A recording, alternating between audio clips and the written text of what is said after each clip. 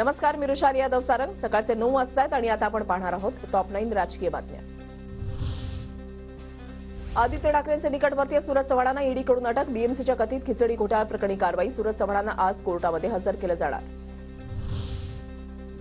आज मनोज जरांगे पाटलांकडे सरकारचं शिष्टमंडळ जाणार. जरांगेंच्या आंदोलनाबाबत आज अंतिम तोडगा निघण्याची शक्यता. जरांगेंच्या मागण्यांप्रमाणे राज्य सरकार अधिसूचना काढण्याची शक्यता.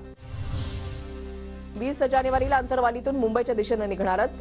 आरक्षण मिळालं तर गुलाल घेऊन जाऊ, अन्यथा आरक्षण घेण्यासाठी जाऊ, मनोज जरांगेंचा निर्धार. 20 जानेवारी बद्दल शंका असण्याचं कोणालाच काहीच कारण नाही. आरक्षण मिळालं तरी मुंबईला जाणार आहेत आणि नाही मिळालं तरी जाणार आहेत. मिळाल्यावर गुलाल घेऊन जाऊ, नाही मिळालं तर आणायला चाललो होतो. राष्ट्रवादीच्या आमदार पात्रतेवर आज पुन्हा सुनावणी. राष्ट्रवादीच्या आमदार पात्रतेवर आज साक्षीदार निश्चित होणार. कालच्या सुनावणीमध्ये याचिका एकत्रित करण्याचा निर्णय. मोठी ऑफर आल्यास हरवून जाण्याइतका मी लेचापेचा नाही. इतर कोणत्याही पक्षासोबत न जाता स्वतंत्र निवडणूक लढवणार. स्वाभिमानीचे संस्थापक राजू शेट्टींचं विधान.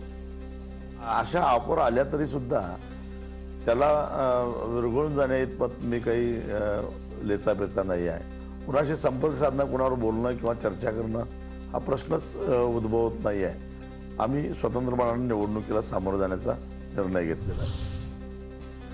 शिवसंग्राम संघटना लोकसभेच्या 3 जागा लढवणार. विधानसभेसाठी महायुतीकडे 12 जागांची मागणी करणार. शिवसंग्राम संघटनेचे अध्यक्ष तानाजी शिंदे यांची माहिती. बीडमध्ये विधानसभेला ज्योती मेटेंना उमेदवारी देण्याचा निर्णय. साताऱ्याच्या फलटणमध्ये उदयनराजेंनी माजी सभापती रामराजे निंबाळकरांची भेट घेतली. उदयनराजे आणि रामराजेंच्या भेटीमुळे राजकीय वर्तुळात चर्चांना उधाण. मुंबईमध्ये आज अजित पवार गटाच्या महिला पदाधिकाऱ्यांचा निर्धार मेळावा. अजित पवारांच्या उपस्थितीमध्ये षण्मुखानंद सभागृहामध्ये मेळावा होणार.